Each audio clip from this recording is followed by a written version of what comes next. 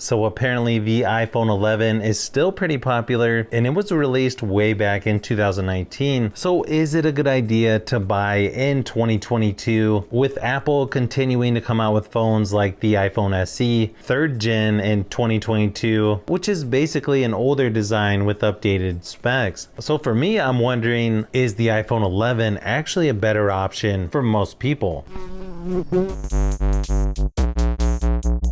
You can find the iPhone 11 for crazy low prices, as low as $150 refurbished, or around $300 at most places that I've seen, which is still a really good price for this iPhone in my opinion. Storage options are 64 or 128 gigabytes, so not the best for the cheaper option, but hey, at least it's not 32 gigabytes. You'll also notice this iPhone is a little more rounded on the edges versus the newer iPhone 13, where it's got the flat edge design. Not a huge difference, just subtle differences like that really. Overall, pretty nice build quality, and it weighs in at 194 grams. The screen resolution is 1792 by 828, but if you just look at the screen not knowing that, I don't think most people would realize it's only 720p resolution. Not sure what kind of magic Apple is doing here, but even text looks decent on this phone compared to other budget Android phones that I've tested. You also have Face ID on here, although I know some people don't like the notch on iPhones. To me, it's not really that big a deal. The screen is plenty bright enough with 625 nits brightness. You can even watch upscaled 2160p or 4K resolution on YouTube videos. Playing games, watching movies or shows on Netflix or Disney Plus actually looks really good on here. Again, I'm surprised this is only 720p resolution.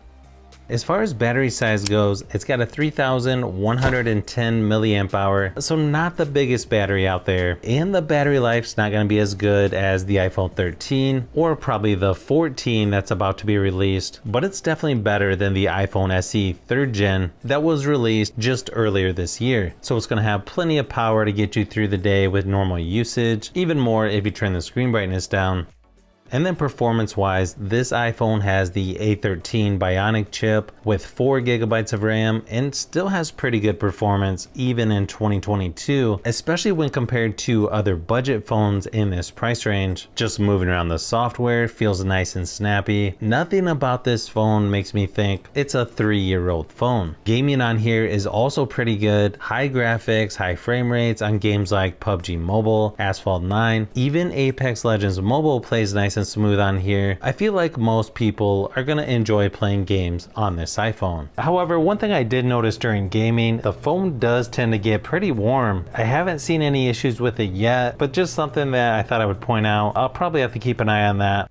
Now, it's currently on the same software that the newest iPhone 13 is on, iOS 15.6.1, and it's going to get iOS 16 probably next month. That's really something you don't see that often when it comes to phones in this price range. So just software updates alone may be one reason to consider this phone. I know some people out there prefer Android, others prefer iOS, so it may just come down to personal preference, especially if you're currently using an Android phone. But having used an iPhone for a while recently, I think most people would be surprised at just how similar iPhones and Android phones are nowadays.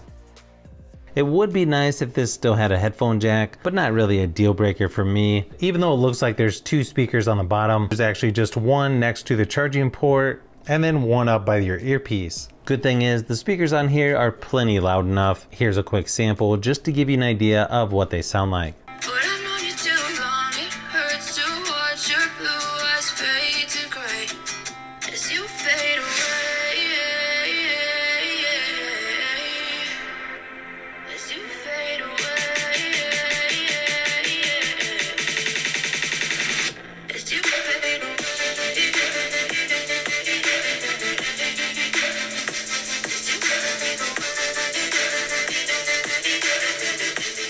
When it comes to the cameras, you've got dual 12 megapixel rear cameras and then a 12 megapixel front facing. You can also record up to 4K resolution at 60 frames per second for video recording. That's also something you don't see on budget or even some mid-range phones. It's also got really good photo and video quality in my opinion. Here's a few samples just to see what you think.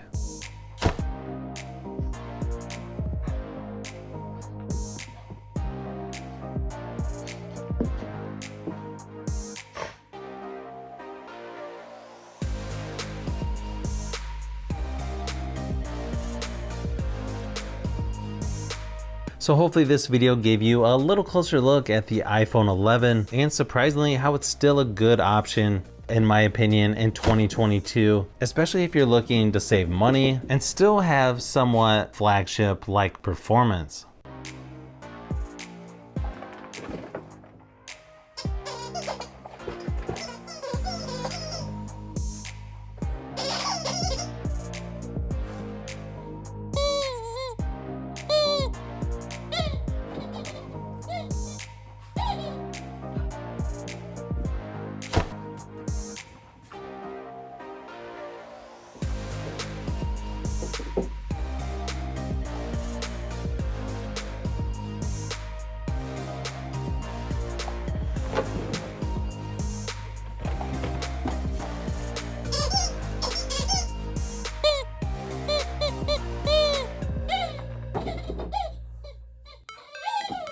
So if you've made it this far into the video, you may want to say thanks by subscribing, and don't forget to give a thumbs up if this video was helpful. This is Brian from Fishbee Productions. Thanks for watching, and I'll see you on the next one.